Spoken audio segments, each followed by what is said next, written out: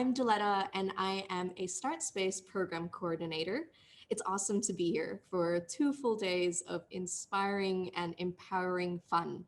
I'm an ex-international student myself, so I get how influential these 2 days can be for those of us in the early stages of our business journey. Welcome to No Failures, Only Feedback in Entrepreneurship with our speaker, Aamir Qutub. He is the co-founder and CEO of Enterprise Monkey. Before we throw it over to Amir to begin the session, I have a few housekeeping things to share with you all. First of all, we'll have a Q&A later on. So if you have questions for Amir, drop your questions in the Slido widget that's to the right of your screen. We'd also love for you to make some noise in the chat, give us your reactions. So feel free to drop your comments, tell us where you're dialing in from, or use one of the emojis below the screen to tell us what you're feeling throughout the session. And finally, if you're sharing on socials, please use our hashtag, which is hashtag FFP21. There was a photo booth in the lobby if you'd like to post one of the photos that you've taken or a selfie of you tuning in to the festival. That's all from me for now. I'm going to throw it over to you, Amir. Welcome. Thank you so much. Thanks a lot, Diletta, for actually hosting me today. And I'm really delighted to speak today. So, guys, my name is Aamir Qutub, as Diletta talked about, and I came to Australia in 2012. I left my life in India, left my job, left my family, left the financial security, left my home, gathered some money, and came to Australia to build my dream, to build my career. Uh, when I reached Australia, I had so many hopes in terms of what I wanted to do and what I wanted to achieve in my life. But when I came over here, there was a harsh reality that I actually faced, and a lot of failures I faced throughout my life.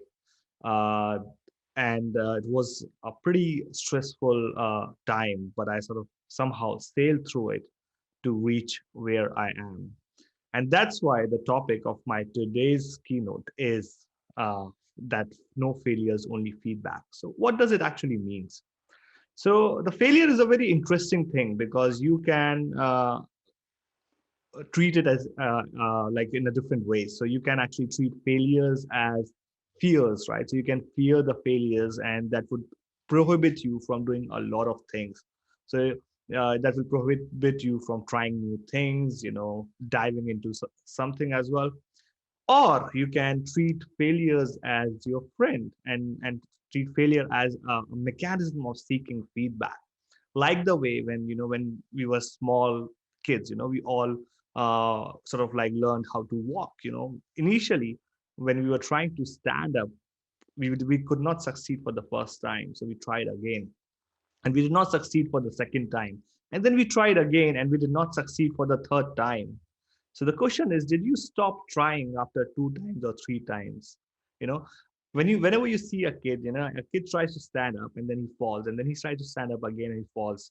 But with each and every feedback, that kid actually improves. And that has been the story of my life. Like, I have never got anything in the first time or even the second time or third time. I've sort of faced all of these challenges and problems.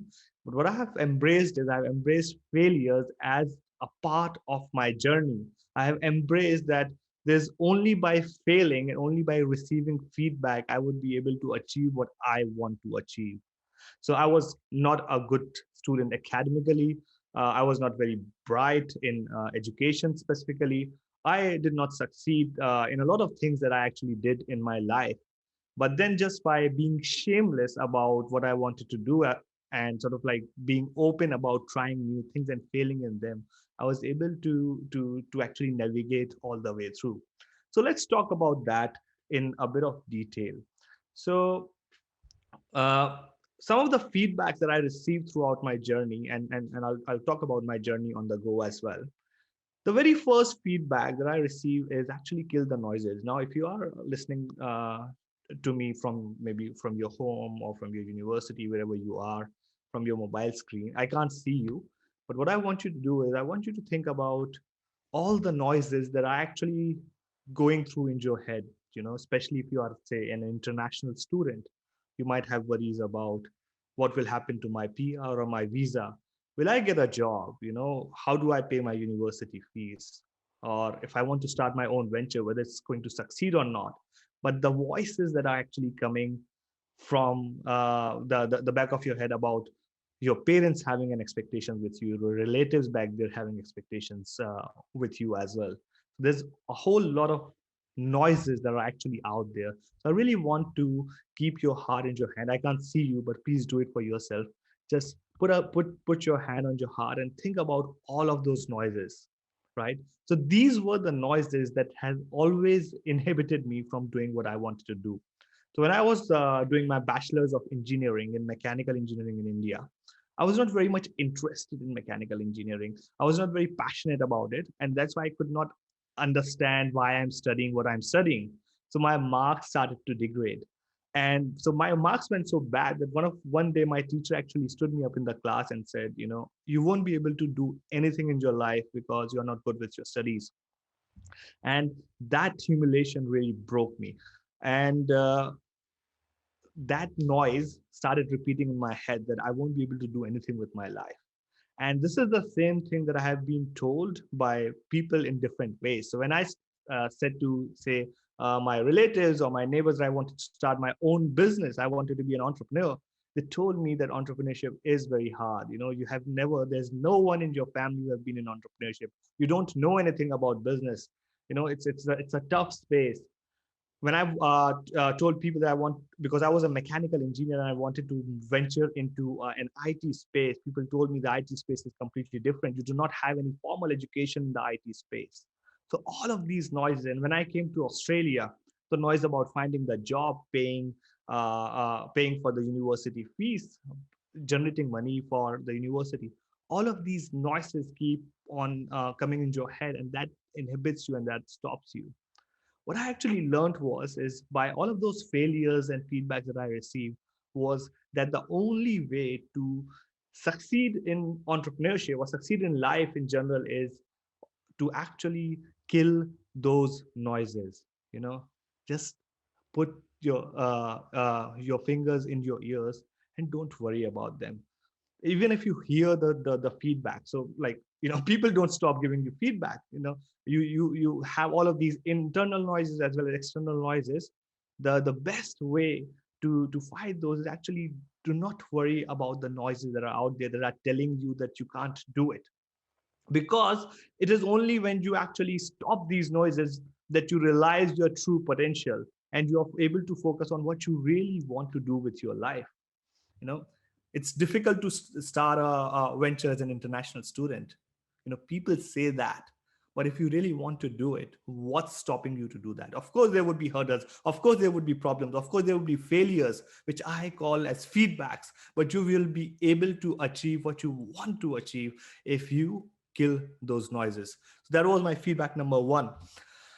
The feedback number two that I got from a lot of failures was it's important to be able to learn to move on and pivot. And it's again sort of like implies in your life as well. You have to move on from relationships at some stage. It implies on your entrepreneurship journey as well, but it applies on your career as well. So again, I was studying mechanical. First of all, I was actually studying to become a doctor because my father wanted me to become a doctor, but I was not interested in the medical studies. I used to study, but I could not sort of qualify the NEET and medical entrance examination. So that's when I understood that I was, first of all, not passionate about medical. Then secondly, because I was not passionate about it, I was not good at it, right? So I could have stuck it over there and I could spend a whole lot of energy and time pursuing that thing that I did not like, but I chose to move on and pivot. Then I went for mechanical engineering, but I knew that my passion didn't lie over there. I knew my interest didn't lie over there. So rather than sticking to that, I sort of chose to move on and pivot. I got a job at Honda Cars India, an absolutely amazing job, a very high paying job. But that job did not use all my skills. I was not feeling happy about that job. I was not feeling satisfied with that thing. So I learned to move on and pivot. So I actually left my job. I resigned from my job after 1 year, and then I started freelancing. And from there, I came to Australia. And in Australia, when I started my first entrepreneurial venture, I invested like a lot of the savings that I actually a lot of money that I earned, and I invested a lot of it into it. But my first venture failed. The problem with the ventures when they fail is that you don't know if they have actually failed, or you need to keep going. So it's important to realize and understand when you can actually move on and pivot. And the enterprise monkey that you see at the moment, it was not the same when we actually started. We started with a different vision, different mission, different business model altogether. What we have done is that if I was egoistic about it, and if I was particular about it, that I will not change my business model because this is how I see it, I would have never been able to succeed. So what happens is I started and launched something, and customers rejected it, the market rejected it. I listened to the feedback, I moved on and pivoted my business model.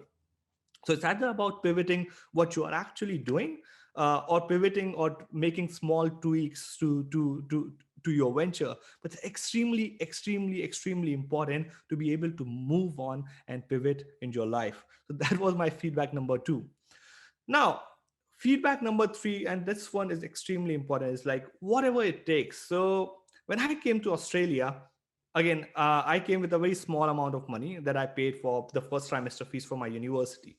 Now I had to pay for my living. Then I wanted to start my own business, so I had to pay for I needed money to actually put in my venture, so I had to earn money for that, and I have to sort of earn money for the university fees and things like that. So because I was already a mechanical engineer, I thought when I would come to Australia, at least I will get a job in a garage, or at least I will get a job in a car showroom. But that did not happen. And I remember I sort of applied for around 180 jobs, and every time you get that, again, sort of like put your hand to your heart if you can relate to this. You get this automated rejection letter, like, unfortunately. And somehow that, whenever you get this email from the company, it would be that, unfortunately your application has been unsuccessful. I did that for 3 months. I applied for around 180 jobs. I got the same rejection like every single time. And that's when I realized that I have actually sort of left all my experience behind. The education that I had, the experience that I had, would not be directly relevant over here.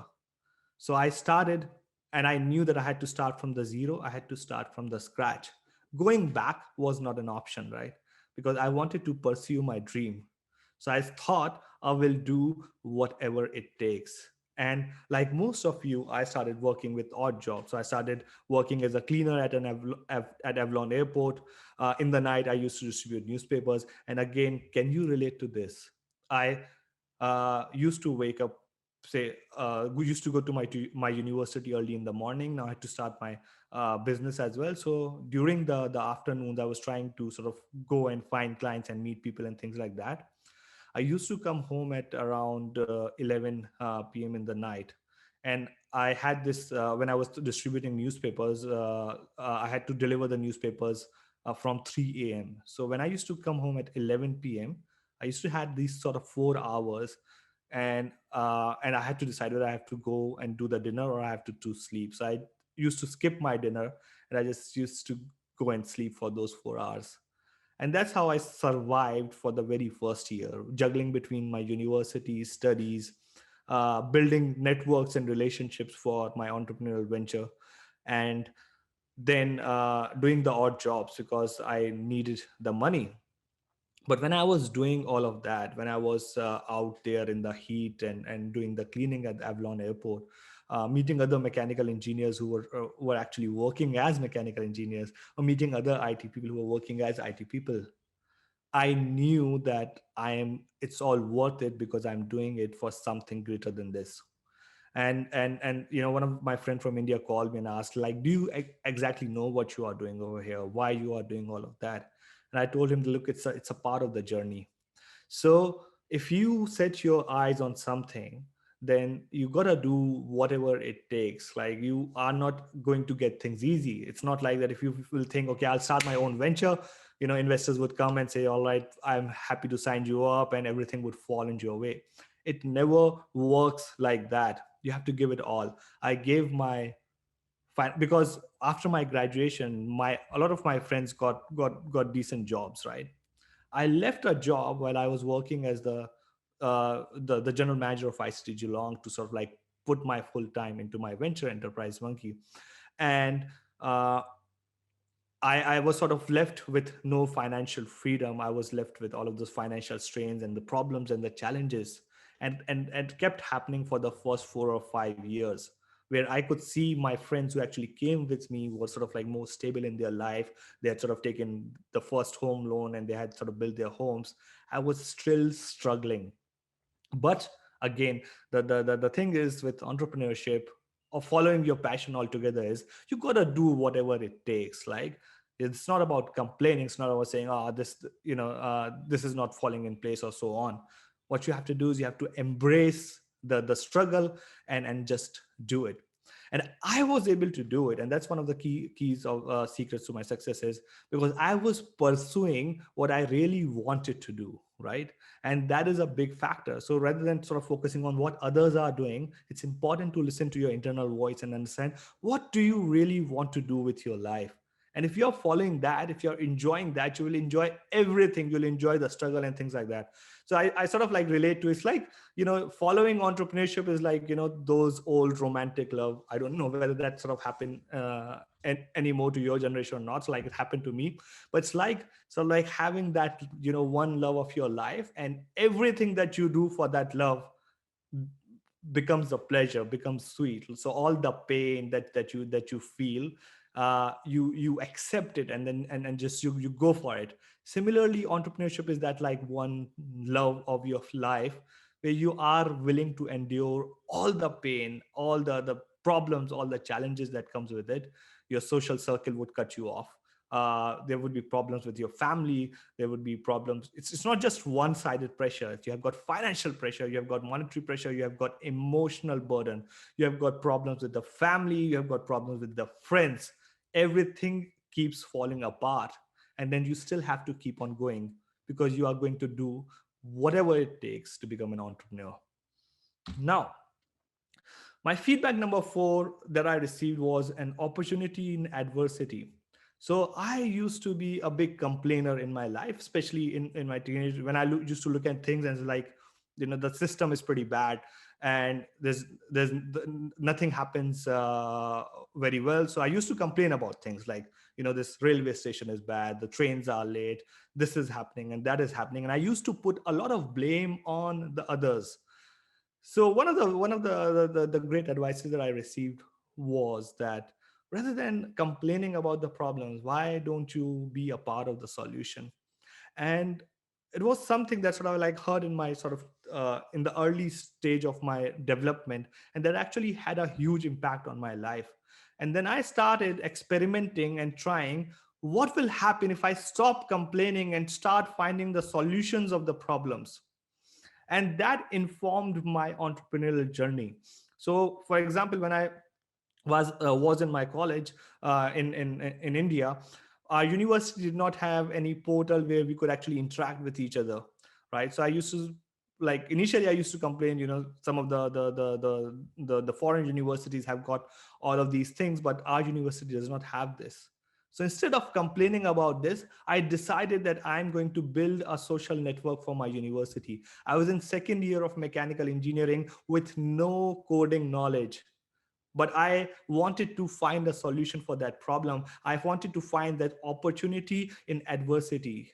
And everyone said, you won't be able to do it because you don't know coding. And then developing a social network at that point of time, when the Facebook was pretty new as well, at that point of time, it was like, it's very difficult, it's very challenging. But I took up the challenge because I really wanted to solve that problem. In 4 months, I learned coding and developed that social network. And that sort of was then replicated sort of like across the university. I was able to do that because I decided that I'm going to solve this problem. I wanted to roll out my college magazine because there was no magazine in my college. The problem was that my university did not have funds. Now, instead of complaining about that, I decided to go out and seek sponsorship. That was the very first time I created a presentation. That was the very first time I approached a business. That's where I learned how to pitch. and now I'm using those skills in my entrepreneurship. So it's that will to actually solve problems. When I was in Honda, I had a massive failure in my line because the documentations were not properly managed. I could not find one of the documents. I missed one of the procedure that incurred a huge loss. And that was a huge setback for me. But then I thought, I was sort of again complaining to myself, oh look, there's this problem and there's this adversity in this company that their documentations are not properly available. So I thought, how about I solve this problem? I actually reached out to management and I said, look, I want to create a documentation management system. And I'm talking about back in 2011. So there was no Google, like Google Drive and Dropbox were not very prominent at that point of time. So I said, look, I'm going to solve this problem. And then what they said is, look, we can't really get you out of your job. You have to work on your job. If you want to work afterwards, that's fine. So I used to do my job like 9 to 5, 9 to 6. I used to do that, and then I used to stay in office for more than that, for 3 or 4 hours every single day. And then I worked again for 3 to 4 months and developed the system, the documentation management system, that was not only utilized in my department, was horizontally deployed all across Australia, oh sorry, all across India, and then to their Thailand office, and then there to their Japan office as well. So even if you're the reason I'm telling you this is that even if you're currently working somewhere, and that's what I did with my even sort of cleaning job and newspaper distribution job, is that even if you're working somewhere, what you could do is you could find innovative solutions to the problem. You can be an intrapreneur. You could sort of look at the problem and find a different way of solving it. When I got my first internship at ICT Geelong, they actually gave me a very mundane task. They said, look, this is the members database that has came through the website. What you have to do is you have to actually take it and enter it into an Excel file, and you have to do it for 1 month. And I knew my talents were going to be wasted over there. I could have complained how bad this organization is, that I have to actually enter everything manually and repeat my tasks. I decided to solve that problem. I reached out I reached out to my general manager at that point of time, and I said, look, I can actually do this, solve this problem. I can develop a system that this work could be automatically done in 3 days. So, and he smiled at me and said, all right, do it. So I actually went up developing an integration between his website and membership management system that eliminated the need of having an intern to do that data entry job completely. And I actually did it in 3 days. I went back to my general manager and said, look, here's the solution. And so my general manager asked, now you have replaced yourself with this thing. What are you going to do? Because we hired you to do this. But I was ready for that answer. So I told him that I've identified there are a lot more similar things or problems with your business that I can actually optimize. So he converted me to a full-time person, from an intern to a full-time job in 3 days. And within 1.5 years, when general manager decided to move on, I was actually offered the position of general manager of ICT Geelong. At that point of time, my age was 25. I graduated from Deakin University from my MBA at the age of 24 years. At 25, I was the general manager of ICT Geelong, which is an IT industry organization. I was the youngest general manager in that company's history. The people I was actually managing were much more, of course, they were more experienced than me. And that was my third year in Australia, right? So they had been in Australia for their lives. They spoke better English than me.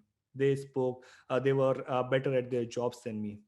But the reason I was able to achieve that was because I was looking for opportunities in adversities. I was not complaining about the problems. I was actually solving those problems. And that's how I actually came up with the whole concept of enterprise monkey. So when I talk to businesses, and one thing that I always do, and one advice that I always will give to any international student out there is, do not waste your time just sort of like being involved in your own sort of students community or being involved in your universities. What I did was, when I came to Geelong, there was no entrepreneurs network in Geelong, right? So I went to meetups, created a new entrepreneurs network called Geelong Entrepreneurs Network, and just invited random people over there. And I sort of conducted and organized that. There were 30 people who joined that meetup first, and then that organizations quickly grew to around 500 members. And that's how I started networking. I started going to meetups like Silicon Beach meetups and others. And then we have got these festivals like Future Founder Festival, and the amazing work that StartSpace are doing in this space. So I used my networking skills to actually reach out and understand what problems are the business facing. So I used to talk to business and understand what problems are they facing. And one of the things that identified was, with a lot of small to medium enterprises, they were wasting a lot of time in doing manual processes that could be automated. And so I thought, here's a gap. For larger companies, there are consultancies that will help them automate and optimize and provide visibility. But for small to medium enterprises, there is no service at the moment. There's no education at the moment that would actually do that. So I saw this opportunity and adversity and launched Enterprise Monkey with the aim of providing automation and optimization solution to the small to medium enterprises. And that's how Enterprise Monkey was born, with a clear blue ocean space in mind. And that's how I invest in the startups at the moment. That's how I actually found new startups at the moment, by actually trying to find the opportunity in adversity. Last year, when the pandemic hit, everyone was distressed. I was distressed as well. We were in lockdown. What I thought was, that was so many people in the lockdown at that point of time. What if they needed help? What if the elderly people who did not have any children, they needed help? So I thought, how could I actually solve this problem? How could I actually find an opportunity in there? So I developed an app called Angel Next Door that will allow people to uh, raise a help request, and their neighbors would receive the help request and respond to that. And that app actually helped more than 50,000 people over here in Australia. And this year, when the pandemic second wave actually came in India, we launched the same application with a bit of extension in India as well. So not for profit application. And we saved the lives of around 100,000 people over there, just by not complaining about what, or worrying about, okay, what's happening. It's about thinking what you can do with what you have been presented. Okay, the situation is here, you can't do anything about it, but what is the action that you can take? How can you find that opportunity in adversity? Feedback number 5: the certainty of the uncertainty. Now, this is something that I learned at a later stage of life. So when I was starting into entrepreneurship, I thought, and this is what you hear, like the first 6 months or first 2 years are hard. Once, and after that, once a business is established, then it becomes easy, because then you have to manage it. The fact is that it never becomes easy, right? It's not like that you have to just struggle for 6 months or 12 months and then everything is going to be smoothened out from there. If you are venturing into entrepreneurship, then one thing that is going to be certain in your life is the uncertainty. Sorry, just give me a moment. So it's the uncertainty, because you would not know what's going to happen, and there would be uncertainty with your finances. There would be uncertainty with your different aspects of your business. You would have uncertainty with your customers, and nowadays, especially with pandemic, there's more uncertainty than ever. So you have to learn to live with uncertainty. What happened with me was, of course, there was a struggle when I was trying to establish my business, and I had to sort of go and look for clients and things like pitch the clients and things like that. But you would have heard a lot of business struggle stories. But let's talk about the struggle that I actually had when I had established my business. So even when I had established my business, the problem is that my revenue was very uncertain. So sometimes was getting good revenue, sometimes my costs were high, sometimes my costs were low, but sort of like kept on flickering, right? And even the things that happen. So for example, with your non-entrepreneurial life, if you look at the wave, generally what happens is that you are happy, or everything is fine, and sometimes things would go south ways, and sometimes you are happy and you're fine. So it's sort of like curve goes like this. But in entrepreneurship, it goes like this. It's sort of like it's constant change in what you are feeling, it's constant change in what you are experiencing. So in the morning you might win a big pitch, in the afternoon you might get sued from a client. And that has happened to me as well. So it all keeps on happening. In the evening you might, one of your employee might leave you. And so all of that keep on happening all the time. There was a time in sort of like in second year of my entrepreneurial journey, when I've already established Enterprise Monkey, was that we are so poor with the cash flow that I had to go into for a client meeting, but I did not have money in my credit card, was maxed out, to fill the fuel. So I sort of looked for the coins. I actually literally looked for the coins in my house, put together those coins and sort of like went to the gas station and paid with those coins. Have you experienced that in your life, right? Paying for the fuel with the coins, like 20 paisa, 20 cents, 50 cents, $1, and so on. And I did this when I had already started my venture, when I already had people on the payroll. So you just need to be calm with it. You cannot, the one thing that's going to be certain in your life is that uncertainty that you are going to face. But the thing is that, because if you're following your passion, if you're willing to do whatever it takes, then you will be fine with that uncertainty. So what I have done is that I have learned to live with the uncertainty. So like initially my graph used to go like this. I was very happy, I was very sad, I was very happy, I was very sad. Now I have to learn to live like this. I'm not very sad at the bad news. I like it happens, a part of the journey. I don't get very happy at the very good news. I like to be at a more of a happier end. But I have expected that the uncertainties would come. I have embraced the uncertainties, I have embraced the unpredictable nature of entrepreneurship, and I'm ready to do it all over again. So if 200 of my employees vanish somehow today, and if the 7 startups that I have invested in sort of fail altogether, uh, uh, and everything goes down, and I have to start it from the scratch all over again, I'm willing to do it because I'm really passionate about what I do. I'm not in here for anything else. I'm in here for the love of my life, which is entrepreneurship, which is actually following the passion. So I'm willing to go through all of those phases again because I have learned to live with uncertainty, and that's a big feedback for me. All right, so we've got last two feedbacks left. The next one is pretty interesting, which is zoom out. So what exactly is zoom out? Let me give you a context. In the third year of my business has already grown. I had around 15 people working for me at that point of time. The thing started because I was expanding my client base. The thing started getting sideways in terms of the cash flow. So now I never come from a financial background. Everything that I have learned in entrepreneurship is just by doing it. So my cash flow was pretty terrible at the point of time, and the thing that broke it all was one of my clients who owed me around $40,000. They actually liquidated, like they went into liquidation, they went bankrupt. So that invoice stopped, and that invoice, I needed that money to be able to pay to my staff and things like that.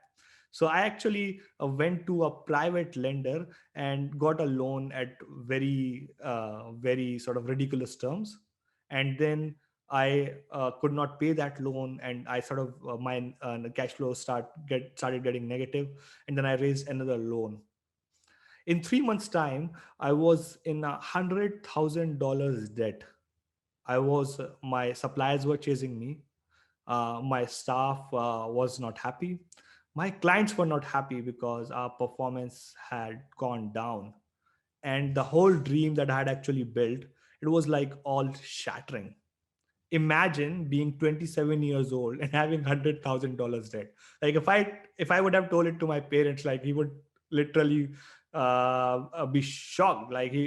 I'm not sure whether he would be able to even take that news, because he would have never seen $100,000 altogether in his life, right? So I have never seen that before as well. So imagine being 27 years old and you are still struggling for your driver's license and PR because you are in a new country trying to establish your identity, and being on $100,000 debt. getting calls from the banks every morning, getting calls from the lenders every morning, which are hassling you to get their money back. And I decided to quit at that point of time. I went into depression, I went into anxiety. I thought, that's it, I can't do it. It's very tough, and I don't know how I will be able to recover from it. But then I thought, before I quit, because I've invested so much of my time and energy into this, why don't I at least look at what went wrong? So I went to the drawing board again. I sort of like moved myself away from the business and spent 1 or 2 months assessing what I was doing. I started talking to mentors. So one of my mentors, Scott Brown, over here in Geelong. So I talked to him. I talked to a few other people who were expert in their field and try and understand what was I doing wrong. And one thing that I realized that I was doing extremely wrong was that I was working in the business rather than working on the business. So I was involved in the operations of the business rather than looking at a more strategical picture. So that's when I decided to zoom out. I decided to not look in the business like this. I decided to zoom out and look at the bigger picture. What were the things that were happening? Look at my revenue model, look at my business model, look at my clients, because I was chasing all the clients that I could have. Decided not everyone could not be my client. All of the people could not be my target customer. And then I reinvented my business model from there. I reinvented my cash flow model from there. I changed my business model to a recurring revenue model. I decided to fire 80% of my clients because I decided that these are not the right type of clients for me. And I sort of changed the business completely. I relaunched my business, and in 6 months' time, I paid that $100,000 debt and came out in profit out of that. And since then, my sort of business has been sort of growing at a frequent rate. And one thing that I also adopted was that I started working on the business as I was working in the business, which means I do not have a role inside my business, which means I can be anywhere in the world. I can work or not work, but my business would operate on its own. And that is one of the feedbacks that I got from the failures. Now, the thing is that you can listen to it and embrace all of it by listening to this presentation. But the thing is that you cannot truly experience it if you do not go in entrepreneurship and fail yourself and learn it as well. So, of course, you can learn from others' mistakes, but sometimes it's actually good to fail and commit those mistakes, because that's the way you could learn. And especially for me, I could never learn from the books, I could never learn from the courses. I needed those failures, and I still need those failures because they give me the feedback. This is how I pursue my business at the moment. If I have got an idea, I don't know whether it's going to succeed or not. I will develop a minimum viable product and put it out in the market and see how customers respond. And based on their feedback, I tweak or pivot my business model from there. And that is the only way to learn entrepreneurship properly. Now, the last feedback, and that's an important one, is enjoy the road trip. Now, if you are in Australia, then you must have gone on a road trip. If not, I will highly recommend that you do that. Now, the problem with entrepreneurship is a lot of people go into entrepreneurship thinking that they want to reach to a particular point. Now we are all struggling. You come to Australia, especially as an international student, you think, if I get PR, then I'll be happy. If I get my driving license, then I'll be happy. If I get a job, then I'll be happy. If I do this, then I'll be happy. There's a problem with that connotation, because if you are entrepreneurship is a long journey, and it's sort of like an unending journey, right? If you keep on waiting for a destination and then you're just like, when will I reach that destination, when will I be there, then you will not be able to enjoy the journey, and you will not be able to ever reach your destination properly. Because the thing is that with entrepreneurship, you cannot put it on a Google Maps and just reach there. You have to take a lot of turns, you have to go into a lot of unknown territories. You have to create roads for yourself, you have to create bridges for yourself as well. You have to go into a lot of accidents as well. You have to take a lot of turns, take a lot of pivots. That's why it's extremely important to be able to learn to enjoy the journey rather than waiting for the destination. Don't think that I'll be happy if I achieve this, because That achievement is just a moment. You will achieve that and then you will need something more. You can truly be successful if you learn to enjoy the journey as you move forward. So the thing is that with my entrepreneurial journey, it took me sort of around like 3 or 4 years of struggle before I came to Australia. 4 years of struggle in Australia before my business was established, right?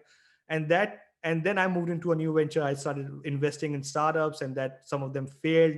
And then I'm working on some new things, and so I'm constantly getting those failures on the way. I'm constantly getting those days where it's stressful. It's sort of all feels that it's not right. But the thing is that if you're following what you really want with in your life, you're truly following your passion, then you start enjoying every single moment of it. You start enjoying the journey rather than waiting for the destination. What would have happened to my life if I would have waited 8 years, that once I become a successful entrepreneur or the young entrepreneur of the year, that's only when I'll be success, that's only when I'll be happy. Then I would have wasted 8 years of my life. The fact is that I've enjoyed every single moment of the struggle that I have done, right? Because even nowadays when I sort of face a struggle, I enjoy it because I'm pursuing what I want to do. I'm out there on a road trip and I'm enjoying every single part of that road trip. I'm enjoying filling the gas station, I'm enjoying all the turns, I'm enjoying if my car breaks down as well. I'm because I'm experiencing it all without worrying when I'm going to reach my destination, because there's no set timeline. You can go into entrepreneurship and be successful in 6 months, like you can be an overnight sensation. Could take 2 years or 5 years. And the problem with entrepreneurship is once you get into it, like Elon Musk, he got exit from PayPal, and then he put himself in the whole trouble again, where he founded Tesla and SpaceX and started collapsing on him.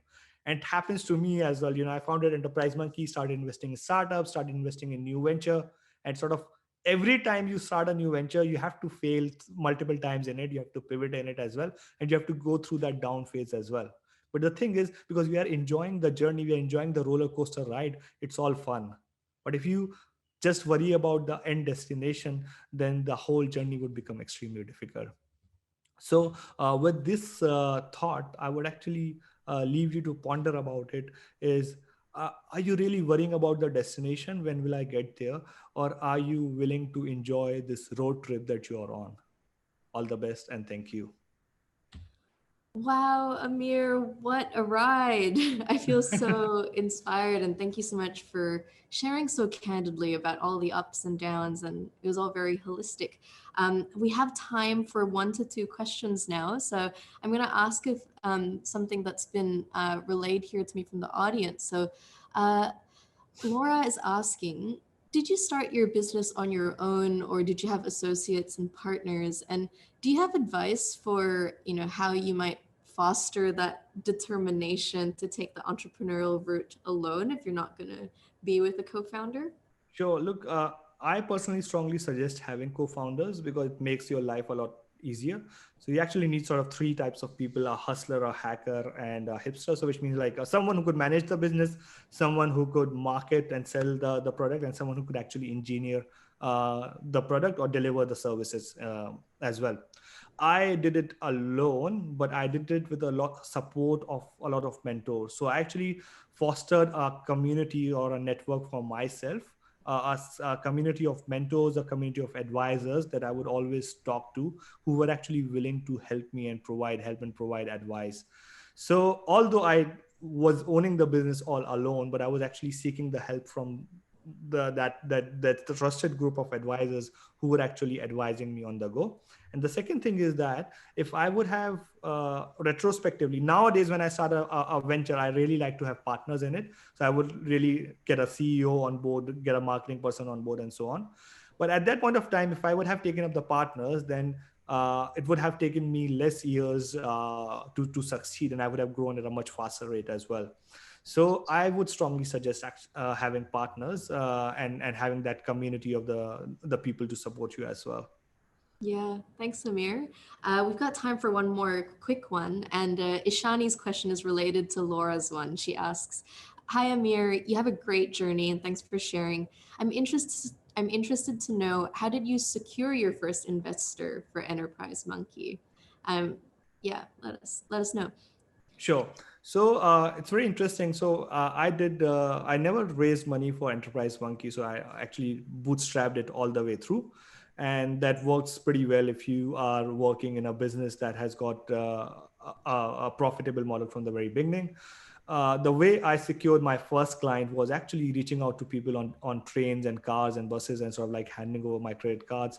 And that's when I actually met the very first person in the bus from Melbourne to Geelong. And I started, so I used to start talking randomly to the people.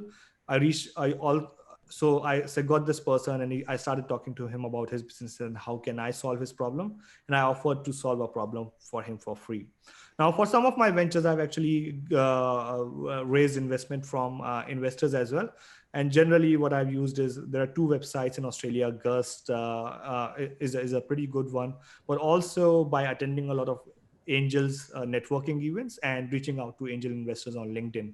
So I use LinkedIn pretty heavily for each and everything.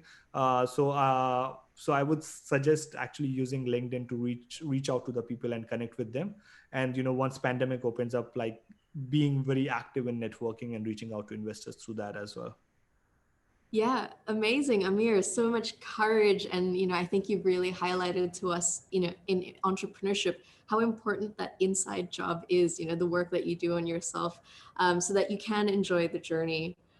Well, that's all we have time for today. Huge thanks to you, Amir, for the amazing journey and story that you've shared with us. And I'm sure it's going to make a massive difference in a lot of people who might be going through something similar or are experiencing one of the points in that journey that you described as well. Thank you so much to our audience who shared their thoughts and reactions throughout this session, and for contributing your energy to all of this as well. Before we head off, I just want to share that, for those of you who maybe want to have an experience to practice some of these learnings, there is a hackathon component to the Future Founders Festival. It will be taking place on the 28th to 29th of August. So if you're interested in, learning how to design and build and pitch your project, this would be the perfect situation to put that to the test, and it'll be run by our partners, the Hacker Exchange. You are registered to the festival, so you'll automatically receive all the necessary information to join us at the hackathon. Before we sign off, any final goodbyes from you, Amir, or messages? Oh, thank you so much for having me here. It was an absolutely amazing experience talking with everyone. And you could reach out to me on my social media handles or on LinkedIn if you need any help. I'm more than happy to help. Thank you very much, Amir. Everyone else, enjoy the rest of your day at Future Founders. Will be going until past 5 p.m. today and all day tomorrow. So we'll see you then.